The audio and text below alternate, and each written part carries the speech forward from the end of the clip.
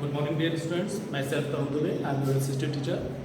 Today I am going to start class 8 civics, 26th chapter parliamentary government. Dear students, I have already sent many videos about this chapter. Today I am going to start next topic of this chapter. Okay, I have already told you about the introduction of parliamentary government, Lok Sabha, Rajya Sabha, and many other topics about this chapter I have already discussed with you. Okay, today I will start.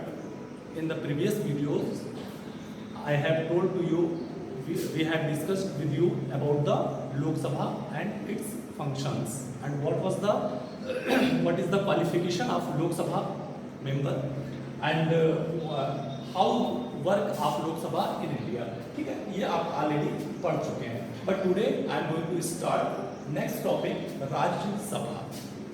Dear students, as you know, Lok Sabha, when we are discussing about the difference between Lok Sabha and Rajya Sabha, then we found many differences between both of its. आप अगर देखेंगे कि both of these are very different from each other. Lok Sabha is the lower house of the parliament, but Rajya Sabha is the upper house of the parliament. The minimum age of Lok Sabha 25 years and above. But if I want to talk about the minimum age of Rajya Sabha, then we found 30 years minimum age to become a member of Rajya Sabha. Dear students, as you know, in Lok Sabha, 2 Anglo-Indians dominated by the president. But in Rajya Sabha, 12 members which are related in different areas like literature, sport, defense, art, drama and so many areas. आपको पता है 12th member nominated by the president in Rajya Sabha. And one most important things about this, I want to tell you, Rajya Sabha is the permanent house of the parliament, but Lok Sabha is the temporary house of the parliament. Okay? If I want to talk about the other differences between both of these, तो मैं आपको बताना चाहूँगा कि जो money bill होता है, यानी धन विधेयक होता है, money bill only present in लोक सभा, नॉट राज्यसभा. यानी कि जो धन विधेयक होता है वो केवल और केवल लोकसभा में ही प्रस्तुत किए जाते हैं. क्यों किए जाते हैं, कभी आपने सोचा?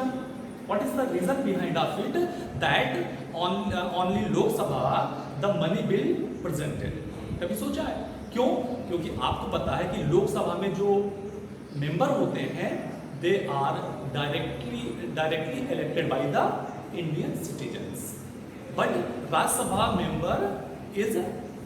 Sabha members are indirectly elected by the Indian citizens. तो एक तो डिफरेंसेस आपको ये भी पता चल गया कि लोकसभा जो मेंबर्स होते हैं वो क्या होते हैं, direct elected by the Indian citizens. लेकिन जो राज्यसभा, अब आपके अंदर एक क्वेश्चन ये भी अराइज हो रहा है कि राज्यसभा सदस्य को फिर कौन चुनता है ना? Who is elected to Rajya Sabha member? तो राज्यसभा के मेंबर जो इलेक्ट किए जाते हैं, लोकसभा के मेंबर जो है हम लोग इलेक्ट करते हैं कि Indian citizens directly involve in the voting of member of Lok Sabha. But अगर राज्यसभा की बात करें तो राज्यसभा में citizens of India directly involve नहीं होता है, बल्कि इनडायरेक्टली होता है. इनडायरेक्टली कैसे होता है? हम लेजिस्लेटिव असेंबली में जो मेंबर हैं, आपका प्रोविंशियल लेवल पे, स्टेट लेवल पे, जैसे एमएलए हो गए, आपका एमएलए उसमें पार्टिसिपेट करते हैं.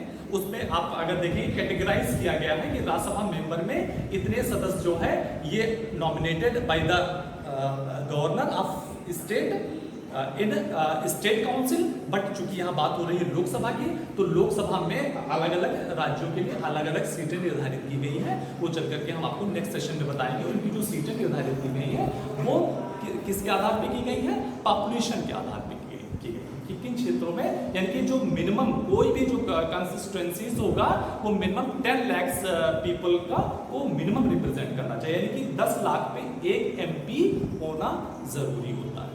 तो इस तरीके से जब हम देखेंगे, अगर हम राज्यसभा की बात करें तो आप देखिए इस टॉपिक को, राज्यसभा आपको बताया Rajya Sabha is a permanent house of the parliament first.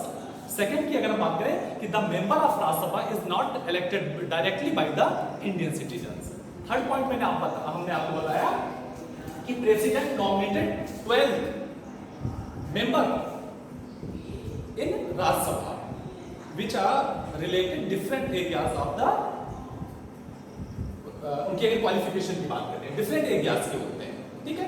कोई स्पोर्ट है, कोई फिल्मी दुनिया से है, कोई आपका जो है म्यूजिक से है, कोई आपका लिटरेचर से है, कोई इकोनॉमिक्स सेक्टर में अच्छा किया, कोई क्यों इनको क्यों नॉमिनेट किया जाता है? इसलिए किया जाता है कि ऐसे लोग खास करके जैसे मान लीजिए कि आपका फिल्मी दुनिया के लोग हैं, स्पोर्ट के लोग हैं, तो वो क्या होते हैं, इकोनॉमिक्स जो इकोनॉमिस्ट हैं, जो लिटरेचर वाले लाइन के लोग हैं, वो लोग क्या होते हैं, वो लोग पब्लिक से टच नहीं होते हैं।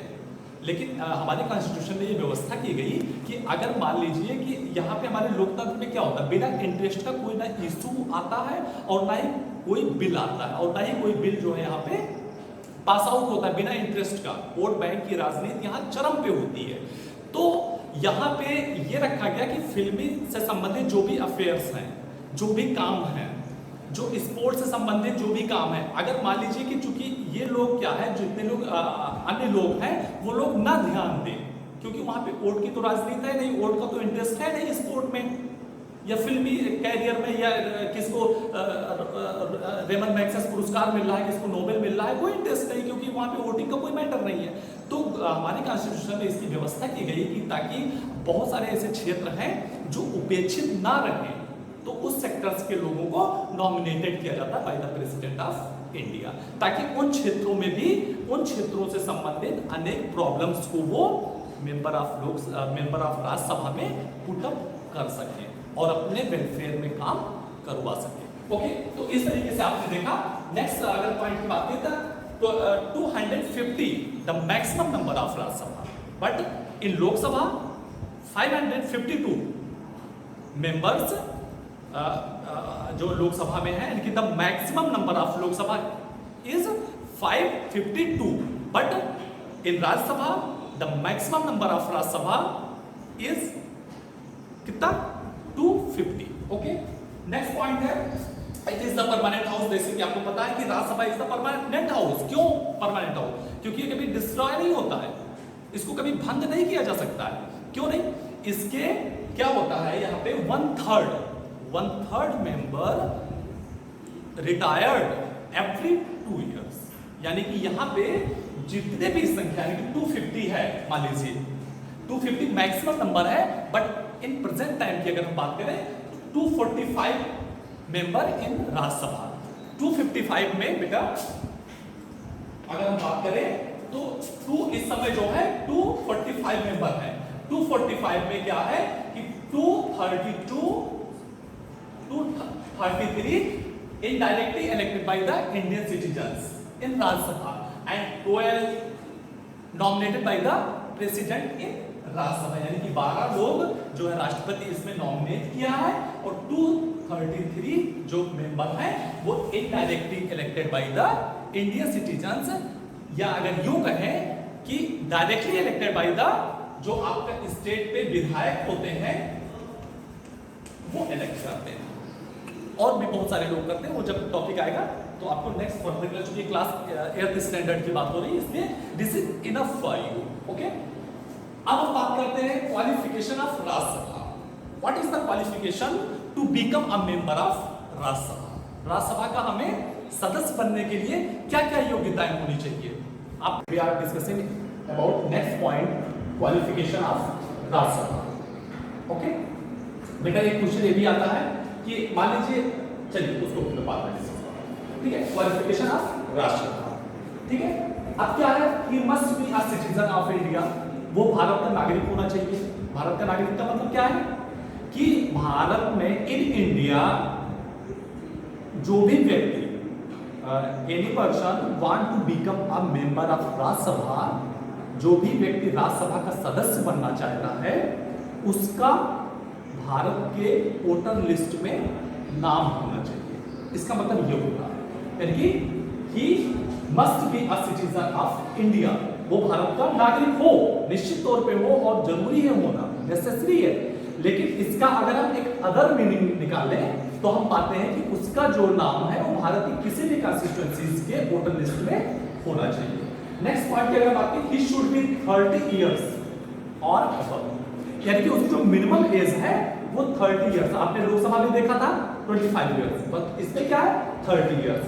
देखिए बेटा एक चीज हमेशा ध्यान रखिए कि 25 years minimum age of to become a member of Lok Sabha, 30 years minimum age of to become Rajya Sabha member, यानी कि राज्यसभा मेंबर बनने के लिए 30 साल मिनिमम आयु होनी चाहिए, लोकसभा सदस्य बनने के लिए 25 इयर्स होनी चाहिए। प्रेसिडेंट के लिए जो मिनिमम आयु है 35 है, प्रेसिडेंट एंड वाइस प्रेसिडेंट के लिए 35 इयर्स मिनिमम एज।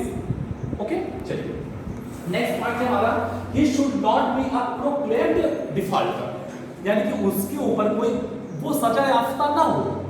केस भले ही चल रहे हो, केस चल रहे, लेकिन केस चलना और एक अपराधी घोषित होना वो अलग अलग चीजें हैं। जब आपका न्यायालय आपको कह दे कि हाँ आप अपराधी हो, आपको सजा सुना दे, तब आप अपराधी की श्रेणी में आते हैं। केस फाइनल होने से पहले आप क्या हैं? आप एक मुजरिम हैं, आप अपराधी नहीं हैं। अब मुजरिम अपराधी में मैं डीपली नहीं जाना चाहता हूं, लेकिन आप इसको मानिए आप अभियुक्त हैं। डिसीजन से पहले आरोपित, आप पे जो आरोप लग रहा है, डिसीजन से पहले आप अभियुक्त हैं, यानी कि ये माना जा रहा है कि आप उस एक्टिविटीज में इन्वॉल्व हैं। लेकिन सजा पाने के बाद आप क्या हो जाएंगे? प्रोक्लेम्ड हो जाएंगे, डिफॉल्टर हो जाएंगे, क्योंकि आपको न्यायालय ने मान लिया है जांचने परखने के बाद कि आप जो है कहीं ना कहीं आपने इस एक्टिविटीज में पार्टिसिपेट भी किया और इस एक्टिविटीज में आपने भाग भी लिया, कंप्लीट किया। तो इस तरीके से आप, यानी कोई भी अपराधी व्यक्ति जो सजा याफ्ता हो by the supreme court, high court और लोकल कोर्ट, तो वो नहीं होना चाहिए। His name should be voter list in that state, यानी कि राज्यसभा का जो सदस्य है उसका नाम उस स्टेट में, उस स्टेट यानी कि जहां से वो राज्यसभा सदस्य चुना जा रहा है वहां पे होना चाहिए। ओके, ठीक है। अब अगर हम बात करें, my next point is power and function of the parliament. हमारी पार्लियामेंट, जो पार्लियामेंट है दिल्ली में, it is situated in Delhi, इसके कार्य क्या है? पावर, इसकी शक्ति क्या है? क्या ऐसे केवल बहुत बड़ी बड़ी बिल्डिंग बना करके छोड़ दी गई है? उसका कुछ ना कुछ तो पर्पस होगा। जैसे हम रसिया में बात करेंगे तो रेड स्क्वायर है, अगर हम अमेरिका में बात करेंगे तो वॉशिंगटन है ना, वॉशिंगटन डीसी है ना, the office of president of USA. तो इस तरीके से इंडिया में भी एक मंदिर है जिसको लोकतंत्र का मंदिर कहते हैं, टेंपल ऑफ द डेमोक्रेसी। ठीक है, उसको टेंपल ऑफ द डेमोक्रेसी क्या है? पार्लियामेंट है, इंडियन पार्लियामेंट है। ओके, अगर फंक्शंस की बात करें, पावर की बात करें, तो लॉ मेकिंग फंक्शन, देखिए जो आपका लोकसभा या राज्यसभा, यानी कि आई मीन टू से पार्लियामेंट, पार्लियामेंट की अगर हम बात करें तो क्या होता है कि भारत में जितने भी कानून बनते हैं वो by the member of Lok Sabha and the Rajya Sabha. क्योंकि हमने जब आपको बताया था ऑर्गन्स ऑफ द पार्लियामेंट, तो हमने आपको बताया था लोकसभा, राज्यसभा एंड प्रेसिडेंट। ये लोकसभा और राज्यसभा को अगर हम बात करें तो इसी को हम लेजिस्लेटिव भी बोलते हैं, लेजिस्लेटिव भी बोलते हैं। और आपको मैंने ये भी बताया था कि इस लोकसभा में जो मिनिस्ट्री है, prime minister with their cabinet, उसको हम एग्जीक्यूटिव बोलते हैं। यानी कि रूल कौन बनाता है? लोकसभा राज्यसभा बनाती है, लेकिन एग्जीक्यूट कौन करता है? वो prime minister and their cabinets. ठीक है, तो इस तरीके से मैंने बताया था कि जो लॉ मेकिंग फंक्शन, अब होता क्या है, देखिए makes parliament makes law that are applicable to whole country, यानी कि लोकसभा राज्यसभा मिलकर के जो कानून बनाते हैं वो पूरे होल कंट्री पे अप्लाई किए जाते हैं।